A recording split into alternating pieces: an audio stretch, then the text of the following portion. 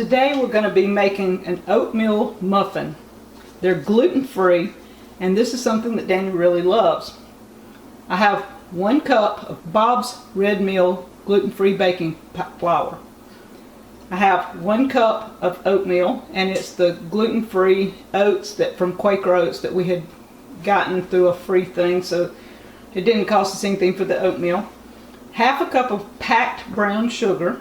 We're adding walnuts, and we're adding apples to this. The apples were raised here, some that we canned last year. And if it's not thin enough, I mean, to kind of, you want it kind of like a consistency of muffins, I will add a little bit of almond milk to it, but we're going to wait till we get to that point and just see if we need any milk. Oh, and I also have to add, because it is baking flour, salt and baking powder. Okay, the first thing I'm going to do, I'm spraying with organic olive oil. I always spray pans because I don't like to have the cleanup. One vice that I allow myself when we go to town is the spray.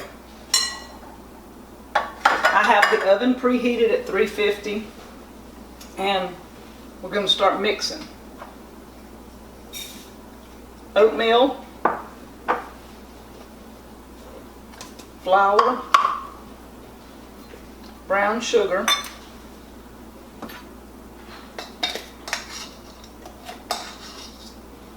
about a teaspoon of baking powder,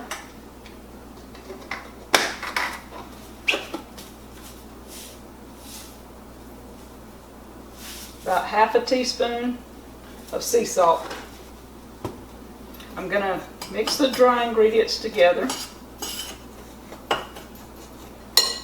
Okay, now we're adding eggs and the apples. And I added 1 whole pint of apples to this. Usually you won't have to add very much milk to it. These apples will do the job, but if it's too thick, we will add some milk.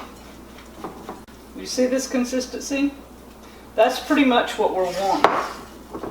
Something that will hold together. As I'm mixing, it kind of mashes the apples because they're real soft because they were canned. So you will have some chunks of apples, and then you'll have like apple sauce in it. And see, that's what we're wanting. So for today I'm not adding any milk, but if you need to, feel free. And this is about, let's make sure, it's a little over half, because this is a cup and it's not quite full. So this is about 3/4 of a cup of walnuts chopped.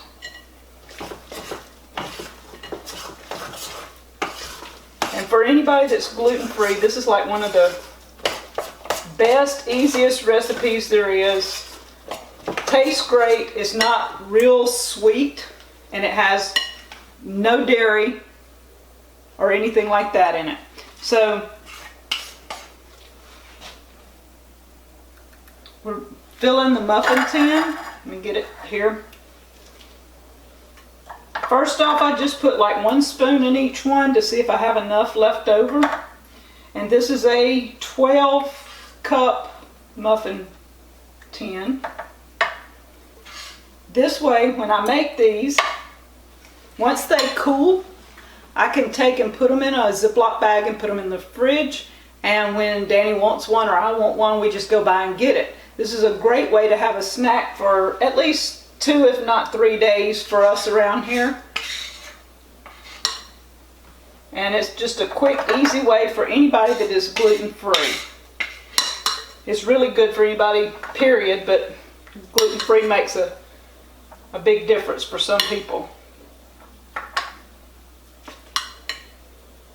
So I'm going to go back and add to each one that I didn't put a whole lot in. And these will make some nice plump muffins after a while. Kind of want them about the same so that when they rise in the oven, they'll all be pretty consistent. We're going to put this in there for about 25 minutes. I'll check it. If they're not totally browned over, they'll go another 5 minutes. And I want them just till they brown a little on top. Okay, as you can see, they're nice and brown on top. See how nice? I have my rack here, and I'm going to dump these out.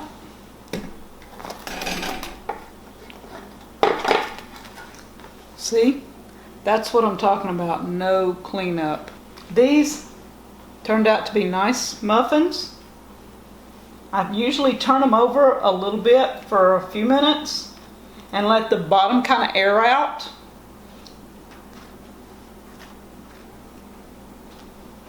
And once they cool, then we put them in the Ziploc bag. But for now, I like them warm anyway.